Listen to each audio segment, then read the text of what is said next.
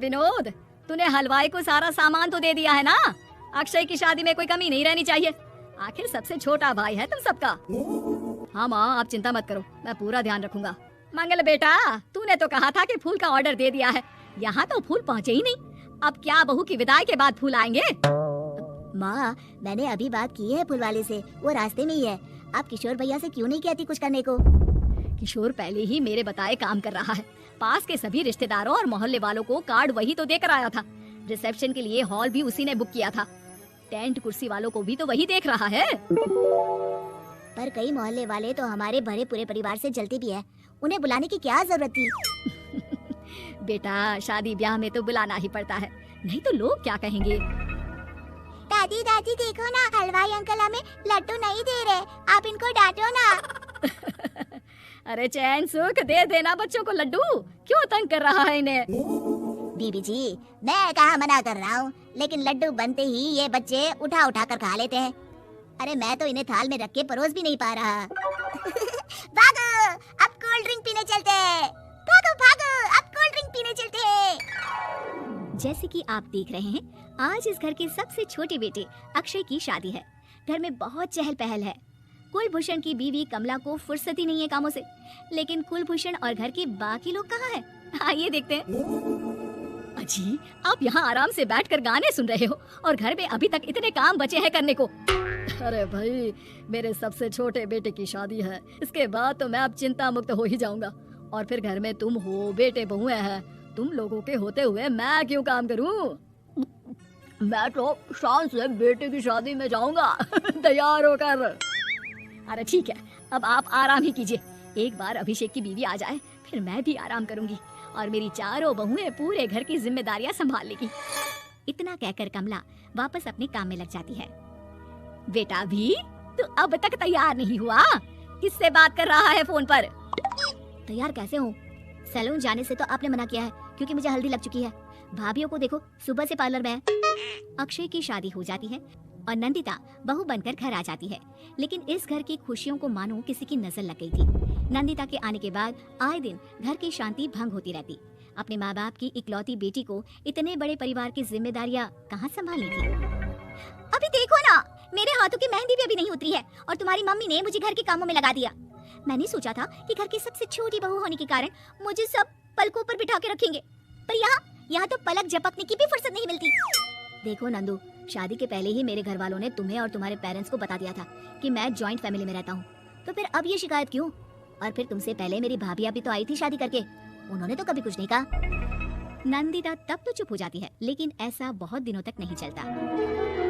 अरे नंदिता, माँ बाबूजी की दवाई का टाइम हो गया है, उन्हें दवाई दे आओ और उसके बाद सबके लिए नाश्ता बना देना। पर भाभी, मैं तो अभी अपना फेवरेट सीरियल देख रही हूँ, प्लीज मेरी जगह आप कर लो ना ये काम। ठीक है, मैं तेरी जगह माँ बाबूजी को दवाई दे आती हूँ और नाश्ता बना लेती हूँ। तू मेरी जगह पूरे घर की डस्टिंग करके 5 बच्चों को स्कूल के लिए तैयार करके भेज देना और दोपहर का खाना बनाने के बाद कपड़े धोकर सुखा देना।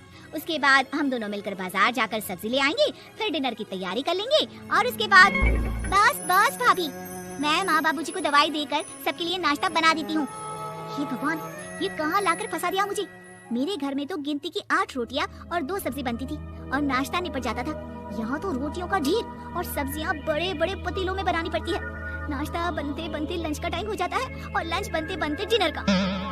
अभी मुझ में तुम्हारे पूरे परिवार का नखरा उठाने की और ताकत नहीं बची। मैं ऐसे नहीं रह सकती। अरे तो क्या चाहती हो तुम? मुझे अलग रहना है बस। तो ठीक है, हम कल ही शिफ्ट हो जाएंगे किराए के घर में। इतना बड़ा घर होते हुए हम किराए पे क्यों रहेंगे? ना जी ना, घर में ही दीवार खड़ी करो अपने हिस्से के आगे। घर के साथ साथ घर की खुशियों में भी दीवार खींच जाती है। ऐसे ही कई महीने बीत जाते हैं और नंदिता माँ बन जाती है। बच्चे के आने से अभिषेक के कंधों पर खर्चों का बोझ आ पड़ता है। अभिषेक का बोझ कम करने के लिए नंदिता भी पार्ट टाइम जॉब कर लेती है, लेकिन इससे उसके सर पर नौकरी, घर और बच्चे की जिम्मेदारी बढ़ जाती है। नंदिता, ये क्या है?